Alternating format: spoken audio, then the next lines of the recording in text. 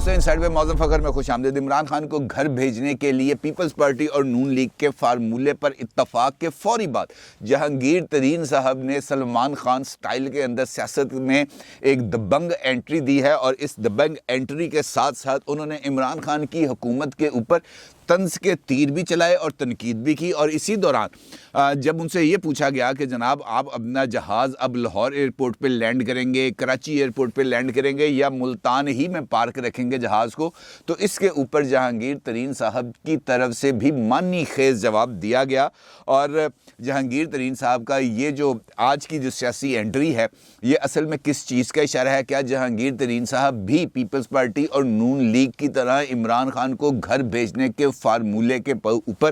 آن loop موجود ہیں، اور جہاز جہانگیر ترین صاحب کا مشہور و معروف جہاز کہاں لینڈ کرے گا اور کب، اس ساری صورتحال پر بات کریں گے۔ لیکن اس سے پہلے ایک اور خبر ہے، بڑی زبردست خبر ہے جو آپ کے ساتھ شیئر کروں گا، چونکا دینے والی، کیونکہ تخت لاہور کا جب بھی ذکر آتا ہے تو یقینی طور پر بہت سارے خیالات ذہن میں آتے ہیں، اور تخت لاہور کی قیمت کو اگر مقرر کر دیا جائے 1 ارب روپیہ، تو اس کے بارے میں آپ کا کیا خیال ہے؟ یعنی تخت لاہور کی قیمت، یعنی تخت لاہور کو حاصل کرنے کی جو قیمت مقرر کی گئی ہے وہ 1 ارب روپیہ ہے، اور یہ آپ سوچ کے حیران ہو جائیں گے کہ یہ قیمت کا تعین کیا ہے خود پی ٹی آئی یعنی حکمران جماعت کی طرف سے، اور تخت لاہور کا مطلب یہ ہے میئر لاہور کی سیٹ۔ پی ٹی آئی کی ایک ہائی آفیشیل میٹنگ ہوتی ہے یعنی کہ کل مسرت اقبال چیمہ صاحب کی رہائش گاہ کے اوپر، اور یہ وہی امیدوار ہیں جنہوں نے پرویز ملک صاحب کے مقابلے کے اندر الیکشن لڑنا تھا، اور اس الیکشن لڑنے کے لیے انہوں نے پرائم منسٹر کی اسپیشل اسسٹنٹ شپ کو بھی چھوڑا تھا، لیکن ان کے اور ان کی جو اہلیہ ہیں دونوں کے کاغذات نامزدگی مسترد ہو گئے تھے، اور اس کے نتیجے میں پی ٹی آئی نے یہ واحد حلقہ لاہور کا جہاں پر ان کی طرف سے کوئی امیدوار سامنے نہیں آیا، اجلاس ہوتا ہے، اور اس اجلاس میں پی ٹی آئی پنجاب کے جو صدر ہیں شفقت محمود صاحب وہ بھی شرکت کرتے ہیں، اور اس اجلاس میں اس بارے میں غور کیا جاتا ہے کہ تخت لاہور یعنی میئرشپ لاہور کے لیے کون سا امیدوار ہوگا، اور اس امیدوار کے لیے جو پارٹی فنڈ ہے یا اس کے لیے جو انتخابی اخراجات ہیں وہ کون برداشت کرے گا، کیونکہ پی ٹی آئی کی یہ جو کمیٹی جس کے چیمہ صاحب کی سربراہی میں بنی تھی،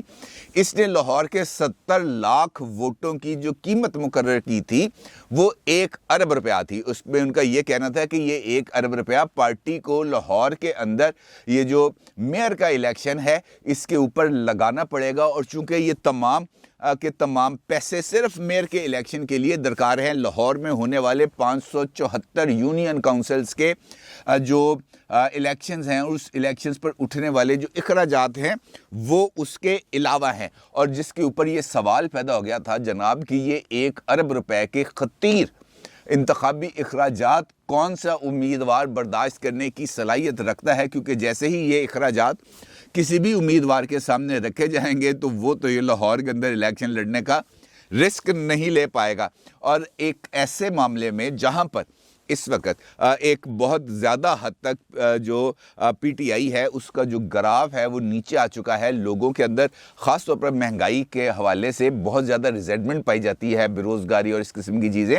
اس صورتحال کے اندر 1 ارب روپیہ خرچ کرنا، اور وہ 1 ارب روپیہ خرچ کرنے کے بعد بھی اس بات کا یقین نہ ہونا کہ آپ میئر لاہور بن جائیں گے، اس کے اوپر ایک بہت بڑا سوالیہ نشان ہے، اور یہی وہ بات ہے جس کی وجہ سے پی ٹی آئی ابھی تک میئر لاہور کے امیدوار کا حتمی تعین نہیں کر سکے۔ البتہ عمران خان صاحب تو یہ چاہتے ہیں کہ حماد اظہر صاحب میئر لاہور کا الیکشن لڑیں، اور شفقت محمود صاحب سے جب اس حوالے سے بات ہوئی تو شفقت محمود صاحب کا یہ کہنا تھا کہ اس وقت پی ٹی آئی 3 امیدواروں کے ناموں کے اوپر غور کر رہی ہے، جن میں سے ایک نام یقینی طور پر حماد اظہر صاحب کا ہے، دوسرا نام پنجاب کے صوبائی وزیر صنعت اسلم اقبال صاحب کا ہے، جبکہ تیسرا نام صوبائی وزیر صحت یاسمین راشد صاحبہ کا نام بھی میئر لاہور کے لیے لیا جا رہا ہے۔ لیکن جیسے ہی اخراجات کی بات آتی ہے تو تمام امیدوار پیچھے ہٹ جاتے ہیں، اور یہ جو اجلاس جس کا میں آپ کے ساتھ ذکر کر رہا ہوں یہ بنیادی طور پر اسی مسئلے کے حل کے لیے بلایا گیا تھا، اور یہ خاص طور پر اس فیصلے کے بعد بلایا گیا ہے یہ اجلاس جس میں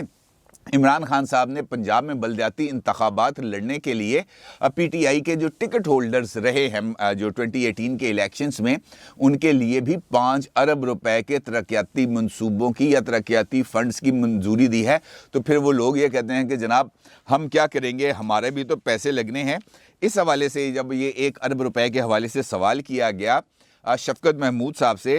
تو شفقت محمود صاحب نے اس حوالے سے بات کو انہوں نے کہا جناب نہیں، یہ 1 ارب روپے والی بات نہیں ہے، ہاں البتہ یہ ضرور ہے کہ ہیوج اخراجات ہوں گے، کیونکہ لاہور ایک بہت بڑا شہر ہے، اور بھی جو ریسنٹ سینسس ہوا تھا اس کے اندر لاہور کی جو آبادی ہے وہ تقریباً 1 کروڑ کے لگ بھگ پہنچ چکی ہے، اور اس 1 کروڑ آبادی میں سے اگر ہم نے الیکشن جیتنے ہیں تو ہمیں تقریباً 40 سے 45 لاکھ کے قریب ووٹ لینے ہیں، اور ان ووٹوں کے لیے یقینی طور پر انتخابی مہم چلانے پر اخراجات آئیں گے، لیکن یہ تمام کے تمام اخراجات کی جو ذمہ داری ہے یہ امیدوار کے سر پہ نہیں ڈالی جائے گی، بلکہ لاہور کے جو 574 یونین کاؤنسلز کے اندر بھی چونکہ سیم وقت میں یہ جو انتخابی مہم چل رہی ہوگی، لہٰذا ان تمام یونین کاؤنسلز کے امیدواروں کو بھی یہ کہا جائے گا کہ جناب آپ نے اپنے ساتھ میئر لاہور کے لیے بھی انتخابی مہم چلانی ہے، یعنی ایک ٹکٹ کے اندر 2 مزے۔ اور لیکن اس کے ساتھ ساتھ شفقت محمود صاحب کا یہ کہنا تھا کہ ہم اپنی جو پارٹی فنڈنگ کے ذریعے جو میئر کا الیکشن لڑے گا لاہور میں اس کی کچھ مدد بھی یقینی طور پر کریں گے، اور اس کے ساتھ ساتھ اپنے پارٹی کینڈیڈیٹ کے لیے فنڈ ریزنگ بھی کریں گے، جو ایک جمہوری طریقہ کار ہے، بالکل ایسے ہی ہے۔ جب ان سے پوچھا گیا کہ جناب آپ میئر لاہور کے لیے سابق صوبائی وزیر علیم خان صاحب کے نام پر غور کریں گے، تو شفقت محمود صاحب نے سمپلی کہہ دیا نو، نہیں، قطعی نہیں، علیم خان صاحب کے اوپر کسی قسم کی کوئی بات نہیں ہوگی۔ اور انسائٹ دیکھنے والے ہمارے ریگولر ویورز یہ بات جانتے ہیں کہ 2 دن پہلے ایک ویڈیو کے اندر میں نے این گروپ اور جیم گروپ کا ذکر کیا تھا، اور یہی 2 گروپ مستقبل کے اندر اب ریلیونٹ ہونے جا رہے ہیں، بہت تیزی کے ساتھ ریلیونٹ ہونے جا رہے ہیں، کیونکہ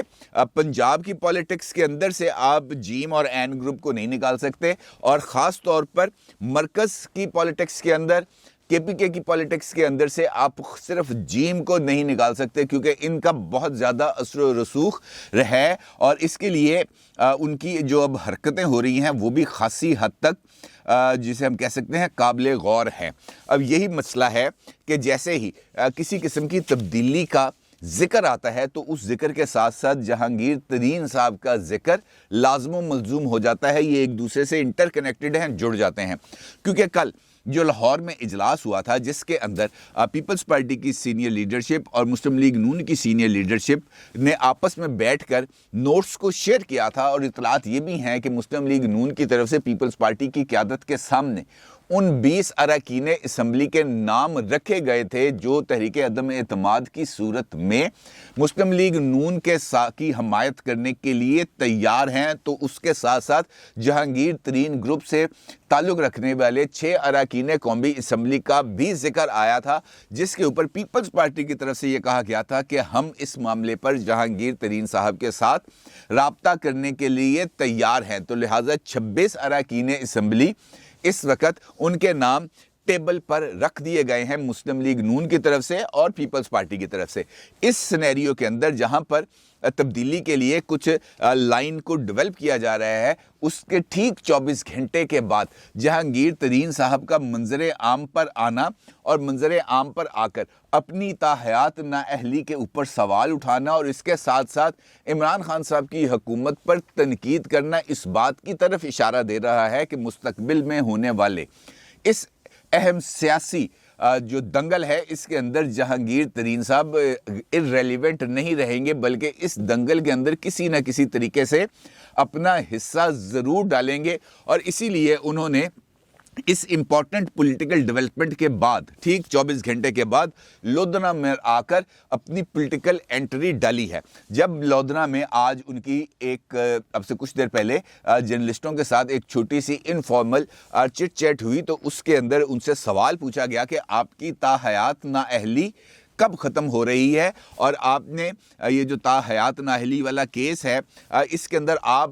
سپریم کورٹ بار ہی فریق رہے گی یا آپ بھی اس کے اندر فریق رہیں گے؟ تو اس کے حوالے سے جہانگیر ترین صاحب کا یہ کہنا تھا کہ یہ جو تا حیات نااہلی والا مقدمہ ہے جو یہاں پر پٹیشن دائر کی گئی ہے عدالت عظمیٰ میں، اس کے اندر ان کا کہا کہ میرا کوئی کردار نہیں ہے، نہ ہی میں نے احسن بھون صاحب سے کہا کہ آپ پٹیشن دائر کریں، اور نہ ہی ابھی تک میں اس کے اندر کسی قسم کا فریق ہوں۔ ہاں البتہ یہ ضرور انہوں نے کہا کہ یہ تا حیات نااہلی کی کیا تک بنتی ہے،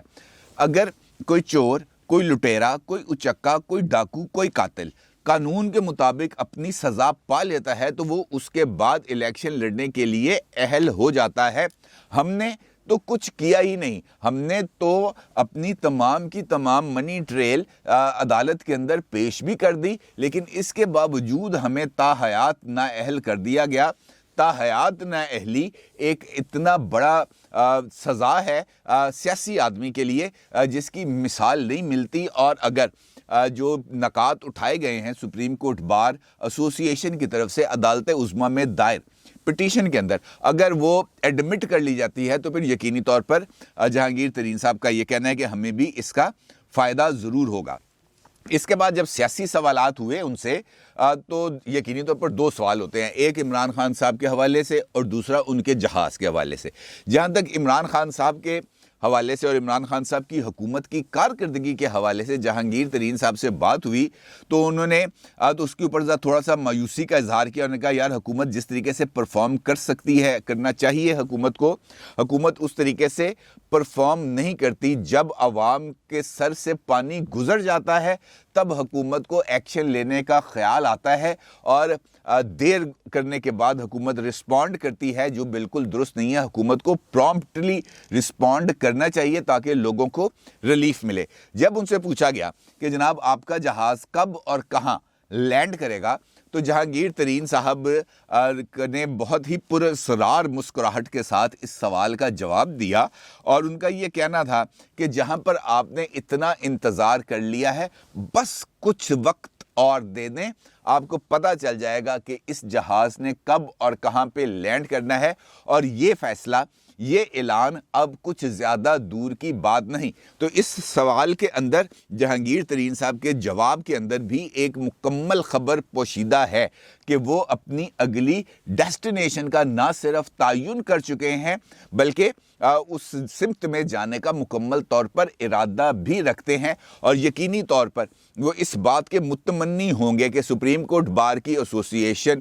کی طرف سے جو عدالت عظمیٰ کے اندر پٹیشن دائر کی گئی ہے وہ ایڈمٹ ہو جائے، ان کو اس کا ریلیف مل جائے۔ یقینی طور پر ایک سیاسی آدمی کی یہ خواہش ہوتی ہے، اور اس کے ساتھ ساتھ وہ پیپلز پارٹی اور نون لیگ یعنی اپوزیشن کی تمام جماعتوں کی طرف سے جو مشترکہ طور پر ان ہاؤس چینج کے لیے جو سرگرمی دکھانا چاہ رہے ہیں، وہ یہ چاہتے ہیں کہ اس کے اندر اگرچہ ان کا بھی حصہ ہوگا کیونکہ اس سیاسی دنگل کے اندر وہ بھی شرکت کریں گے، تو اس کے نتیجہ جو بھی نکلے گا، جو بھی آؤٹ کم ہوگا، اس کے بعد وہ حتمی طور پر اعلان کریں گے کہ وہ کس سمت میں کھڑے ہیں، اور اسی کے لیے انہوں نے وقت مانگا۔ پاکستان کے اندر چونکہ اب تبدیلی کے لیے اور ان ہاؤس چینج کے حوالے سے چونکہ بہت زیادہ باتیں چلنا شروع ہو گئی ہیں اور بہت زیادہ رابطے ہو رہے ہیں، لہٰذا جو بھی سیاست کے اندر سوجھ بوجھ رکھتا ہے وہ یہ بات حقیقی معنوں میں سمجھتا ہے کہ سیاست کے اندر یہ ریلیونٹ ہونے کا وقت ہے، irrelevant ہونے کا وقت نہیں، کیونکہ سیاستدان عوام کی نبض پر بھی ہاتھ رکھتے ہیں اور اس کے ساتھ ساتھ وقت کی سمت اور وقت اور تاریخ دونوں کی سمت کا تعین بھی بہت اچھے طریقے سے کرتے ہیں، لہٰذا یہ معاملہ اب کچھ زیادہ دیر چلنے والا نہیں ہے۔ بہت جلد ہمیں بہت ساری چیزوں کے اندر کلیئرٹی ہوتی ہوئی نظر آ جائے گی۔ جہاں پر سیاست کی ہم بات کرتے ہیں وہاں پر برے صغیر کے لیے آن دی ہول آج ایک تھوڑا سا افسوسناک دن بھی ہے، کیونکہ بلبل ہند لتا منگیشکر آج